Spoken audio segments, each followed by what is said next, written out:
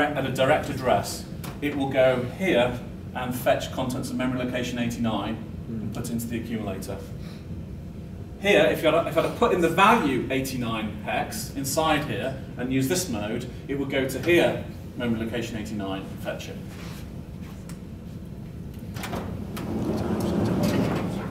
Then you've got the internal code memory. The size of it depends, because different members of the family have different amounts of code memory inside them. Some of them have none at all. The 8031 has no internal code memory, only has the data memory. The 8051 has 4K, and I don't know how much the 8052 has. If you have EA high, basically you're telling the 8051 to use its internal code memory. It depends on the chip, but generally speaking, let's say if you had 4K here, you had EA high, and you've written your program into 4K here. If it's bigger than 4K, beyond that 4K, it will try and talk to external code memory. Okay? So now it's up to you. If your code fits into this region, it won't try ever to go externally. But if you were, for example, to jump to an address that's outside of that 4K, it will say, oh, well, the limit's here, therefore I need to go out of chip. So just because EA is 1 doesn't mean it can't go externally, but it means it will start the search internally. If EA is 0, it completely ignores any internal code memory no matter what, and will fetch code from external memory always, no matter what. Okay? So you might, for example, you might have a chip that's been already programmed with something for a washing machine, and you don't want it to do the washing machine program anymore. Well, if it's an 8051, you could make EA low, and you could use external code memory, and even though there's a program internally, it would be ignored if you wanted to do that kind of thing. In addition to external code memory, which can occupy 64K, there is external data memory. And as far as the 8051 is concerned, they are separate things. It uses separate instructions for talking to them. In the case of external data memory, there is only one instruction it ever uses to talk to external code memory, which are different flavors of this instruction, MoveX. It's the only instruction that's available. I would say instruction. You can say MoveX, you could do this, MoveX into the accumulator, 1, 2, 3, 4 hex, or you could do MoveX 1, 2, 3, 4 hex, the contents of the accumulator. So they're basically flavors of the same instruction. But basically MoveX is the only way you can access external data memory. In terms of code memory, if you want to access code memory, such as if you want to look up a table value or something, we have this instruction MoveC. MoveC will, depending on the value of EA1, it will either go in here and try and find it, or go out here and find it, but for example. Okay, I want to do one more example before just for the next few minutes, from a past paper question. So let's blank that. Another kind of address, oops, didn't want to do that, that was a mistake.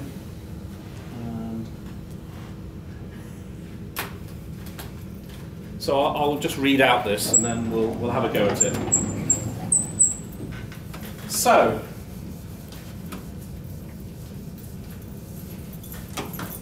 what we've been told is we've got a generic microcontroller that has 8 data lines and 8 address lines.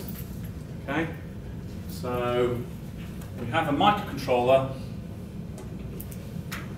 that's got, in terms of data, it's got 8 lines. In terms of address, 8 lines. And we want to connect it to a group of ROMs. And there's going to be 4 of these ROMs.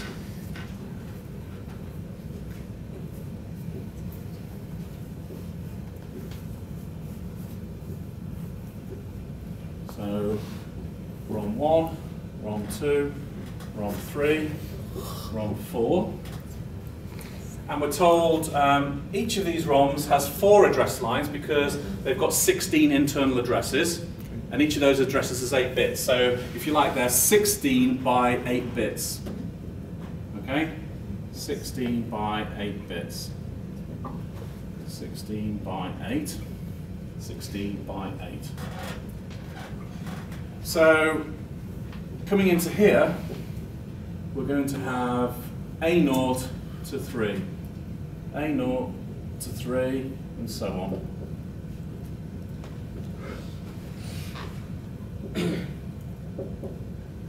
Let's see if there's anything else. It's also got, it's 8 bits, so 8 lines are going to be the data going in and out. 8. Let's just do this for 5 minutes. 8.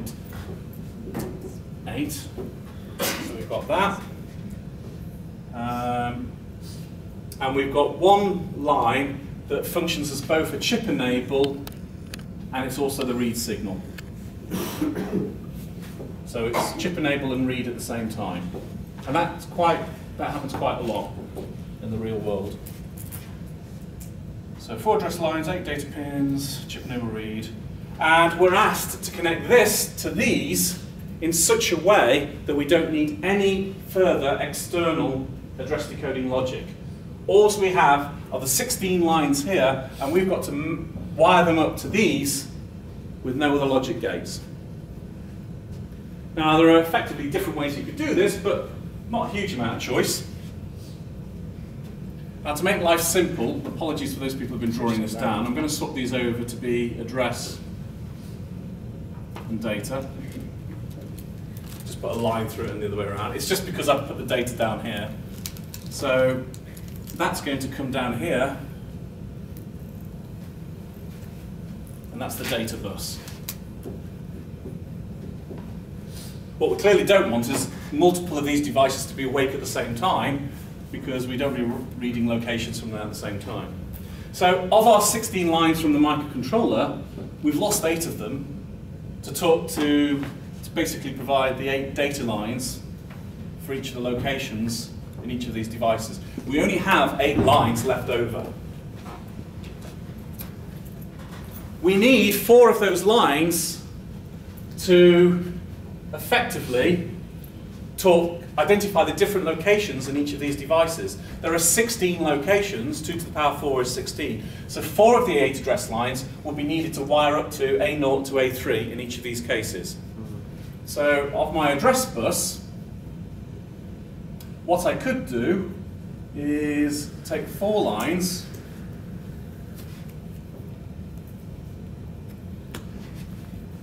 so using 4 of the address lines, I could wire it up to, and this might be A0 to A3, so this is A0 through to A7. A0 to A3 of the address bus is going to every one of those. Remember, I'm not allowed to use any of the logic gates, no combinational logic. I still have 4 lines left over. I have A4, A5, A6, and A7. Okay, because this is A0 to A7. It has 8 address lines. I've only used 4 of them. Well, a simple thing I could do is effectively from here, I don't know how I want to draw this, I could use, I'll draw it up here. So if we make that A0 to A3, I can do A4, A5, A6, A7. A4 could come over here and be the chip enable for this one. A5 could come over here and be the chip enable for this one. A6 could come over here and be the chip enable for this one. And A7 come over here and be that one. So there's one way of effectively wiring up the whole system that didn't require any external combinational logic that would be fine. Now, if I was to draw the memory map for this, you'd have to be careful because there will be some combinations. Remember, you've got, if the complete address map here, now you've got A0 to A7, you've got 8 address lines. there are 256 different combinations on the address bus. Some of those combinations here will be where A7 is high and A6 is high, for example. Well, that would mean that two of these were awake at the same time. So what you would have to do is to make sure that you would never write out onto the address bus certain combinations. Okay? If we look at the combinations of A7, 6, 5, 4, so that's 16 different combinations of high order address lines. What are we doing for time? Okay. We'd end up with something like this.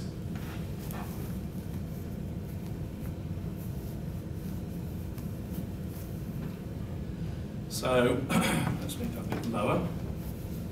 A7, 6, 5, 4.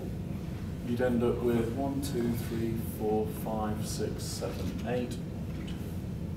Well, doesn't matter which way around it is. 1, 2, 3, 4, 4. 1, 2, 3.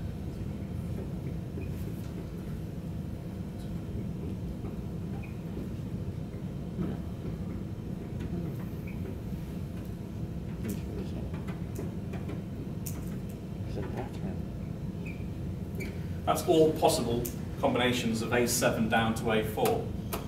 Now clearly, in some combinations where they're all high, which would be this example down here, then effectively this would wake up R1, R2, R3, and R4 all at the same time. So that would be an invalid combination. You would never want to write out that combination on the address bus, because it would wake up all the devices. This combination here, all 4 devices are switched off, that's fine. That's a valid one. This one, only R1. Now, it depends whether these are active, high, or low, of course. Strictly speaking, I've drawn a bar over the chip enable, so I've done this the wrong way around. So this would actually be the combination where they're all switched off, and this would be the combination where they're all switched on, if you see what I mean. But let's just ignore that for a minute. Let's assume that for now, a high makes it switch on. That would only, for example, switch on R1. That would only switch on R2. That would be an invalid combination because it would switch on 2 of them. That would be okay. That would only switch on R3. That would be invalid because it switches on R1 and R3. And you'd look, and this one only switches on R4. So there'd only be some combinations that you would write out onto the address bus. That's all. Okay, and that has come up on a number of years, doing something similar to that. You'll be told, here's a generic microprocessor, it has so many address lines, so many data lines, you have these devices to connect to it, these peripherals, you go wire it up, but there'll be some restrictions on what you're allowed to do. Okay, so we'll leave it there for today. Tomorrow, the 2-hour block, we're going to do timing diagrams. And then, if we get lucky, we'll move on to serial communication. Hopefully we'll get to do that next week as well. Okay, see you tomorrow then.